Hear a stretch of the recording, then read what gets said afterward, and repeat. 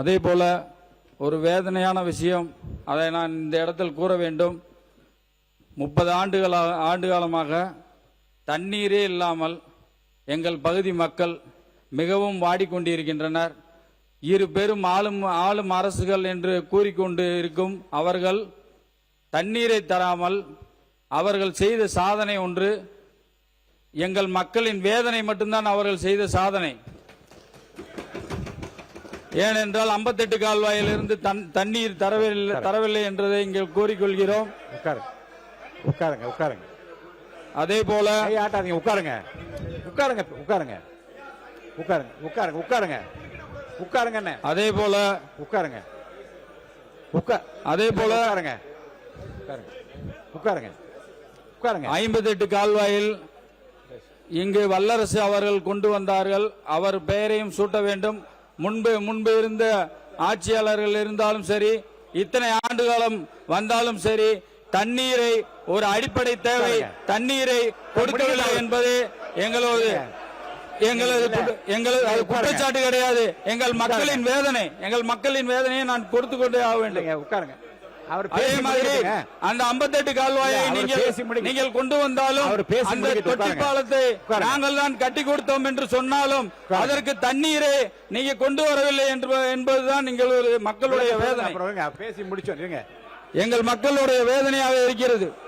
அதே போல பதில் அதே சொல்லிட்டோம். அதே போல 58 கால்வாயை பேசி முடிச்ச பிறகு சொல்லுங்க. நான் தான் வாய்ப்பு தரேன்னு சொல்றேன். 58 கால்வாயை நிறைவேற்றி விட்டோம். 58 கால்வாய் ஆசியாவிலே மிகப்பெரிய தொட்டிப்பாலம் அமைத்தோம் என்று கூறிக்கொண்டால் மட்டும் போதாது, அதில் தண்ணீர் வர வேண்டும். இதில் வேடிக்கையான விஷயம் என்னவென்றால், வைகை அணையில் போன வருடம் 4 முறை வெள்ள அபாய எச்சரிக்கை விட்டாங்க. ஆனா 4 முறையும் ஒரு உபரி நீரை கூட எங்க பகுதி மக்களுக்கு அவங்க கொடுக்கவே இல்லை. அதுதான் பெரிய வேதனை.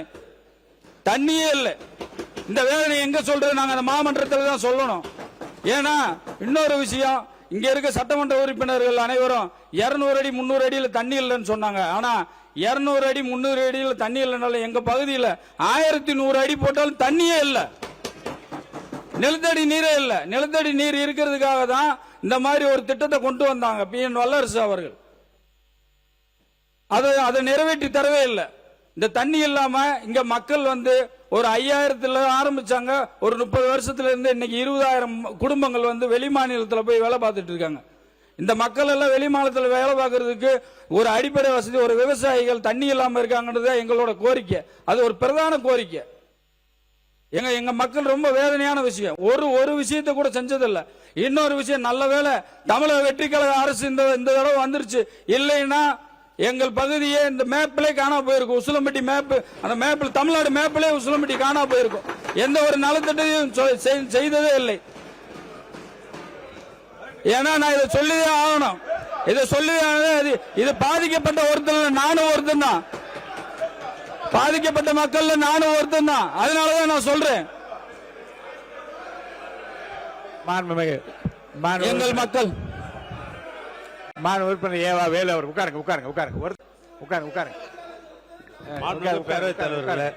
உட்காருங்க. மாண்புமிகு பேரவைத் தலைவர் அவர்களே, இருங்க. நீங்க முதல்ல இருங்க சொல்லிக் கொண்டே இருந்தால் உறுப்பினர் முதல்ல இருங்க. உட்காருங்க. மாண்பு உறுப்பினர் உட்காருங்க. நீங்க உட்காருங்க. மாண்பு உறுப்பினர் இருங்க. உங்களை மட்டும் நான் பேச அனுமதி. இவ்வளவு பேர் உங்க பின்னாடி இப்படி நின்னா என்ன நியாயம்? யார் கண்ட்ரோல் பண்றது? அப்புறம் யார் அவையை கண்ட்ரோல் பண்ண முடியாமோ? உட்கார சொல்லுங்க. முதல்ல உட்கார சொல்லுங்க.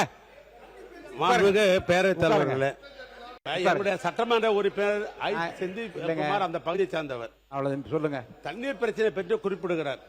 தண்ணீர் பிரச்சனை என்பது எப்பொழுதும் இயற்கையாக வருவதுதான். அது ஆட்சியை வச்செல்லாம் கிடையாது. மழை பெய்யலனாக்கா இப்ப தண்ணீர் பிரச்சனை வரதான் செய்யும். அதுல ஒன்றும் மாற்று கருத்து இல்லை.